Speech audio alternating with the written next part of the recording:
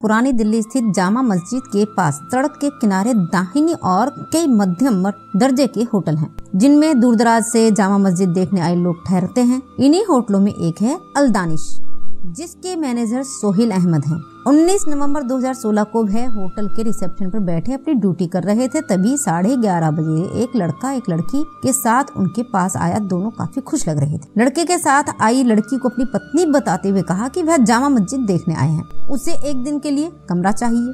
सोहेल ने लड़के का नाम पता पूछकर रजिस्टर में नोट किया। उसके बाद आईडी मांगी तो उसने जेब से अपना आधार कार्ड निकालकर उनके सामने काउंटर पर रख दिया। आधार कार्ड उसी का था। उसका नाम आजम और पता राजीव बस्ती, कैप्टन नगर, पानीपत, हरियाणा था। इसके बाद सोहेल ने सर्विस बॉय मोहम्मद मिनहाज को बुलाकर आजम को कमरा नंबर 203 देखने के लिए भेज दिया। थोड़ी देर बाद अकेले ही वापस आकर आजम ने कहा कि कमरा उसे पसंद है। उसके बाद अन्य औपचारिकताएं पूरी करके सोहेल ने कमरा नंबर 203 उसके नाम पे बुक कर दिया। कमरे का किराया 1200 रुपए जमा करके आजम वापस कमरे में चला गया। सोहेल ने रुपए और आधार कार्ड अपनी दराज में रख लिया। करीब 2 घंटे बाद आजम मैनेजर सोहेल के पास आया और अपना आधार कार्ड मांगते हुए कहा कि उसे उसकी फोटोकॉपी करानी है। सोहेल ने आधार कार्ड दे दिया तो वह तेजी से बाहर निकल गया। उसके जाने की थोड़ी देर बाद मिनहाज किसी काम से कमरा नंबर 203 में गया तो उसने वहाँ जो देखा वो सन्न रह गया। मिनहाज भागकर नीचे आया और मैनेजर सोहेल अहमद के पास जाकर बोला, कमरा नंबर 203 के बाथरूम में लड़की की लाश पड़ी है। शायद उसके साथ जो आदमी आया था उसने उसे मार दिया है।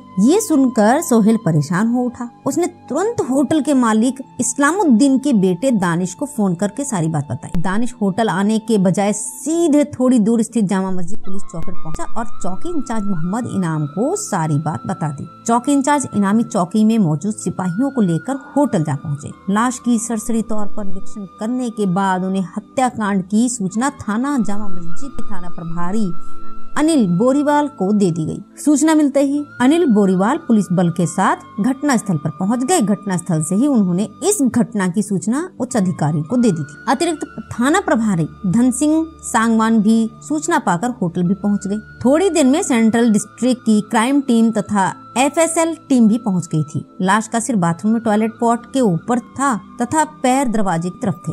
गर्दन पर चोट के निशान थे। लगता था कि हत्या गला दबाकर की गई थी। FSL टीम ने अपना काम निपटा लिया तो अनिल बोरीवाल ने लाश को पोस्टमार्टम के लिए जयप्रकाश नारायण अस्पताल भिजवा दिया। होटल से लौटकर पुलिस टीम ने अपराध संख्या 135 2016 पर हत्या के इस मुकदमे को अज्ञात के खिलाफ दर्ज कर मामले की जांच अतिरिक्त थाना प्रभारी धन सिंह सांगवान को सौंप दी गई। धन सिंह सांगवान ने होटल के मैनेजर सोहेल अहमद को थाने बुलाकर पूछताछ की तो उसने हत्या का शक मृतका के शौहर आजम पर जताया। आजम अपना आधार कार्ड भले ही साथ ले गया था, लेकिन उसमें दर्ज उसका पता मैनेजर ने अपने रजिस्टर में लिख लिया था। उसका मोबाइल नंबर भी लिखा हुआ। आजम का पता धन सिंह को मिल ही गया था। उन्होंने उसे गिरफ्तार करने के लिए एक पुलिस टीम गठित की, जिसमें SI Dharmveer, head constable Neeraj तथा कुछ अन्य लोगों को शामिल किया गया। अगले दिन सुबह 8 बजे वह अपनी टीम के साथ होटल के रजिस्टर में लिखे पते पर पहुँचते हैं तो पता चलता है कि आजम पहले ही वहाँ एक कमरा किराए पर लेकर रहता था, लेकिन अब वह अपनी अम्मी समीना, अब्बा मोहम्मद सलीम के साथ राजीव कॉलोनी के मकान नंबर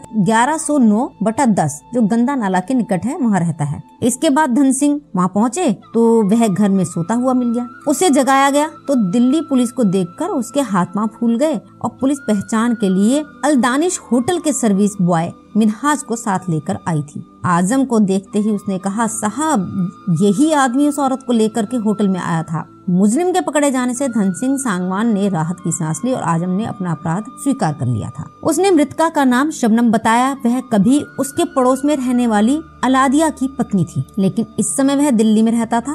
धन सिंह ने आजम से अलादिया का फोन नंबर लेकर उससे फोन किया कि उसकी पत्नी दुर्घटना में घायल हो गई है, वह दिल्ली के थाना जामा मस्जिद पहुँच जाए। धन सिंह आजम को लेकर दिल्ली आ गए। वह थाने पहुँचे तो मृतका का शौहर अलादिया उनका इंतजार कर रहा था और उसे जयप्रकाश नारायण अस्पताल ले जाया गया तो उसने मृतका की लाश की शनाख्त अपनी पत्नी शबनम के रूप में कर दी। अगले दिन शबनम की लाश का पोस्टमार्टम हुआ तो पता चला कि उसकी मौत दम घुटने से हुई थी। आजम को अगले दिन 30 हजारी कोर्ट में पेश करके पूछताछ के लिए 1 दिन की पुलिस रिमांड पर ले लिया गया। रिमांड अवधि के दौरान आजम ने शबनम का मोबाइल, अपना मोबाइल और शमशान घाट की छत पर फेंका गया था। शबनम का पर्स बरामद करा दिया। पूछताछ में उसने शबनम की हत्या की जो कहानी बताई वह इस प्रकार थी। सोनिया उर्फ शबनम जिला शामली के गांव कुडाना के रहने वाले राम नरेश की बेटी थी। 2 बेटों पर इकलौती होने की वजह से सोनिया को कुछ ज्यादा ही लाड़ प्यार मिला, जिससे वह स्वच्छंद हो गई। और लेकिन उसके कदम बहकते हुए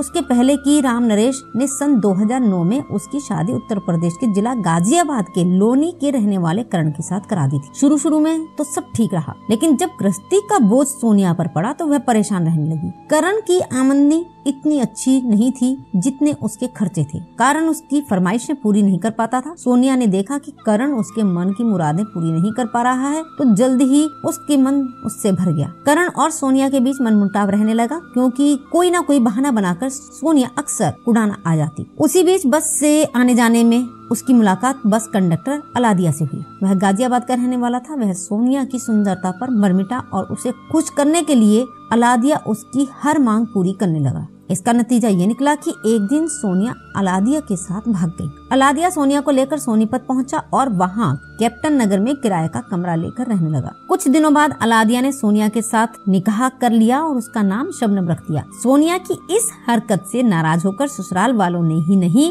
मायके वालों ने भी उससे रिश्ता खत्म कर लिया। सोनिया उर्फ शबनम अलादिया के साथ खुश थी। उसे खुश रहने के लिए अलादिया उसकी हर बात मानता था और उसके सारे नाज नखरे उठाता था। क्योंकि अलादिया बस कंडक्टर था, इसलिए वह सुबह घर से निकलता तो देर रात को ही घर वापस आता था। दिन भर शबनम अकेली रहती थी और उसके पड़ोस में आजम भी अकेला ही रहता था। उसी के अम्मू अब्बू राजीव कॉलोनी में गंदा नाला के निकट रहते थे। वह शबनम का हम उम्र था। शबनम उसे बहुत अच्छी लगती थी, इसलिए कोई ना कोई बहाना बनाकर वह उससे बातें करने की कोशिश करता था। वह कबाड़ी के यहाँ काम करता था, जहाँ से उसे 9,000 रुपए का वेतन मिलता था। क्योंकि आजम अकेला ही रहता था, इसलिए सारे पैसे खुद पर खर्च करता था। लेकिन इधर शबनम पर दिल आया तो वह उसके लिए खाने पीने की चीजें ही नहीं, गिफ्ट भी लाने लगा। फिर तो जल्दी ही दोनों के बीच अवैध संबंध भी बन गए। क्योंकि अलादिया दिन भर घर से बाहर रहता था, इसलिए आजम को शबनम से मिलने में कोई परेशानी नहीं होती थी। लेकिन इस तरह की बातें कहाँ छिपी रहती हैं। शबनम और आजम के संबंधों की जानकारी अलादिया को हो गई और इस बारे में शबनम से पूछा तो उसने कहा कि कभी कभार आजम उससे मिलने घर आ जाता है, लेकिन उससे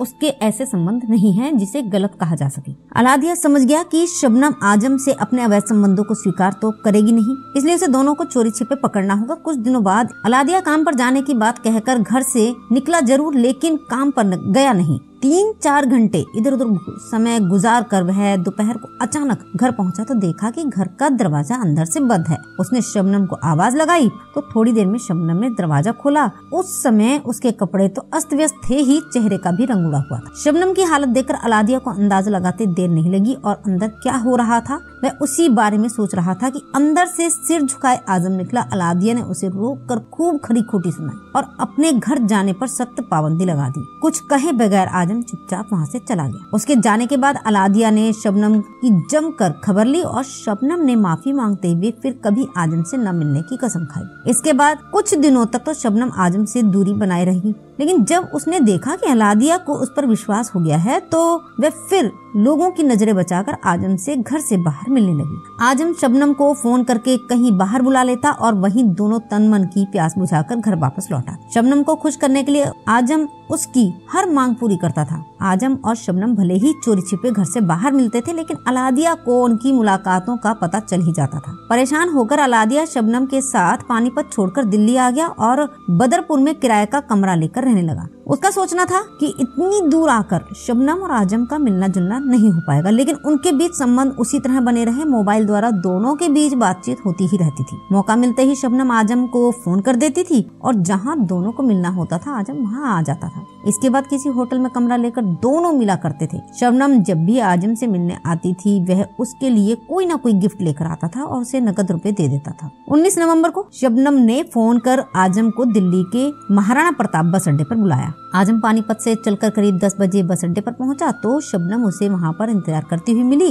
वहां से दोनों जामा मस्जिद के पास स्थित होटल अल दनिश पहुंचे और मौज मस्ती के लिए किराए पर कमरा ले लिया। पहले दोनों ने जी भरकर मौज मस्ती की, उसके बाद दोनों बातें करने लगे। शबनम ने आजम से 10,000 रुपए मांगे। आजम ने कहा कि इस समय उसके पास इतने रुपए नहीं हैं, तो शबनम को गुस्सा आ गया और उसने आप देखा ना ताब एक करारा थप्पड़ आजम के गाल पर जड़ दिया। शबनम के हाथ से थप्पड़ खाकर आजम को भी गुस्सा आ गया। शबनम की इस हरकत का बदला लेने के लिए आगे पीछे की सोचे बगैर आजम कूदकर उसके सीने पर सवार हो गया और दोनों हाथों से गला पकड़कर दबा दिया। पल भर में ही शबनम ने दम तोड़ दिया। शबनम की हत्या करने के बाद आजम ने लाश को उठाया और उसे बाथरूम की फर्श पर लिटाकर उसका पर्स और मोबाइल फोन लेकर होटल के रिसेप्शन पर पहुंचा। वहां बैठे होटल के मैनेजर सोहेल अहमद से अपना आधार कार्ड फोटोस्टेट कराने के बहाने लेकर वहां से फरार हो गया। बस अड्डे से उसने पानीपत जाने वाली बस पकड़ी और अपने घर पहुंच गया। थोड़ी देर बाद उसने शबनम का खाली पर्स कॉलोनी में बने शमशान घर की छत पर फेंक दिया।